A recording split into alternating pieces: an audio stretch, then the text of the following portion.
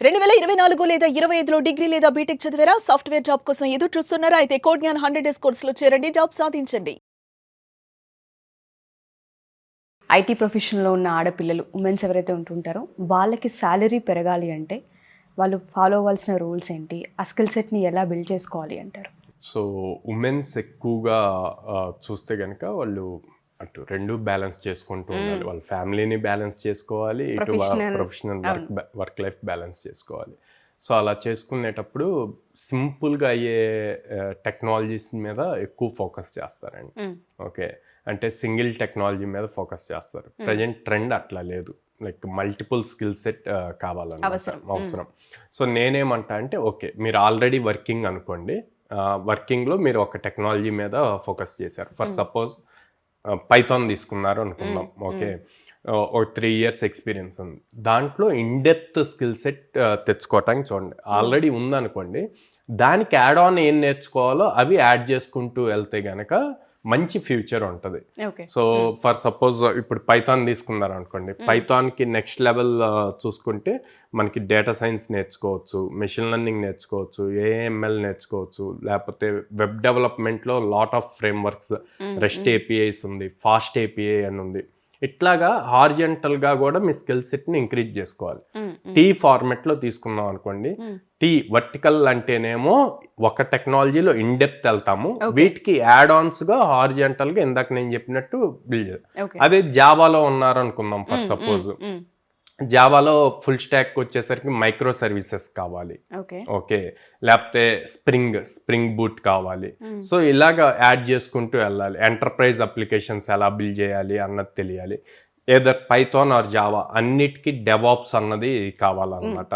So అలాంటి common things కానీ చూసి, ఇవన్నీ ఏంటంటే మనకి ఎక్కువ టైం పట్టదు నేర్చుకోవటానికి, ఎందుకంటే ఆల్రెడీ వర్కింగ్ ఎక్స్పీరియన్స్ ఉంది. సో ప్రొడక్షన్లో ఎలా జరుగుతుంది, ఎలా డిప్లాయ్ చేస్తారన్న ఐడియాస్ ఉన్నాయి కాబట్టి సింపుల్గా like 15 days 20 days time spend చేస్తే, డైలీ 2 hours 3 hours స్పెండ్ చేస్తే కనుక ఒక న్యూ స్కిల్ సెట్ మీకు యాడ్ ఆన్ అవుతుంది.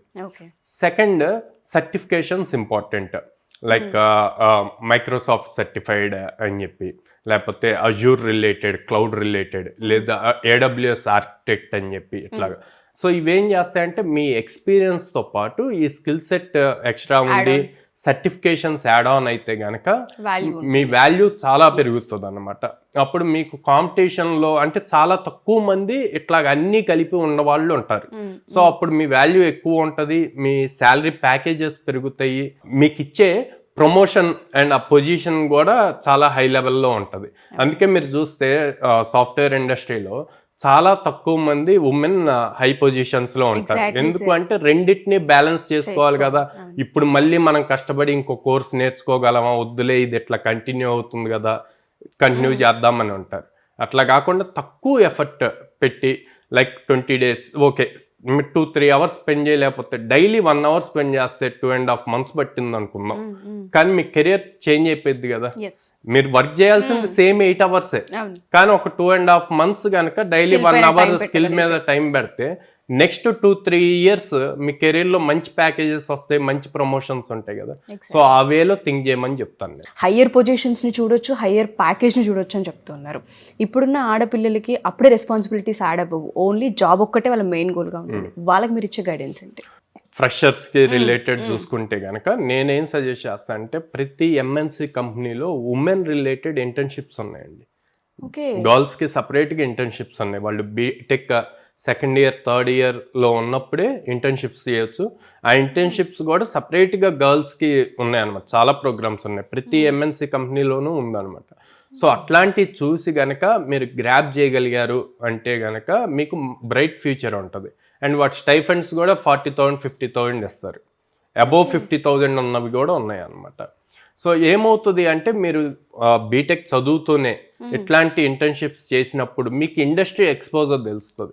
అప్పుడు ఆ ఇండస్ట్రీ ఎక్స్పోజర్, ఇండస్ట్రీ ఎలా వర్క్ అవుతుంది అని తెలిసినప్పుడు మీరు ఇక్కడ బీటెక్లో మీ మార్క్స్ కోసం చదువుతారు థియరీ. ఆ థియరీ కన్నా ప్రాక్టికల్ మీద ఫోకస్ పెట్టడానికి మీకు ఇంట్రెస్ట్ వస్తుంది. అండ్ మీ ఫ్రెండ్స్ కన్నా కూడా మీరు యూనిక్గా ఉంటారనమాట. అప్పుడు మీకు జాబ్ గ్రాప్ చేయటం ఈజీ అవుతుంది హై ప్యాకేజెస్ది. సో ఉమెన్ గురించి మాట్లాడాం కాబట్టి అడుగుతూ ఉన్నాను, మన కోడ్ జ్ఞాన్లో కోర్సెస్తో పాటు వాళ్ళకి అంటే ఏ విధమైన సపోర్ట్ ఇచ్చే అవకాశం ఉంటుంది అంటారు ఇక్కడ ఆడపిల్లలకి? ఎందుకంటే చాలా దూరం నుంచి మన దాకా వచ్చి జాయిన్ అయ్యే స్టూడెంట్స్ చాలా ఎక్కువ మంది ఉన్నారు. సో వాళ్ళకి మనం సేఫ్టీ, సెక్యూరిటీ అండ్ దాంతోపాటు స్కిల్ డెవలప్మెంట్ ఆపర్చునిటీస్ ఏ విధంగా సపోర్ట్ ఇస్తుంటుంది కోడ్9?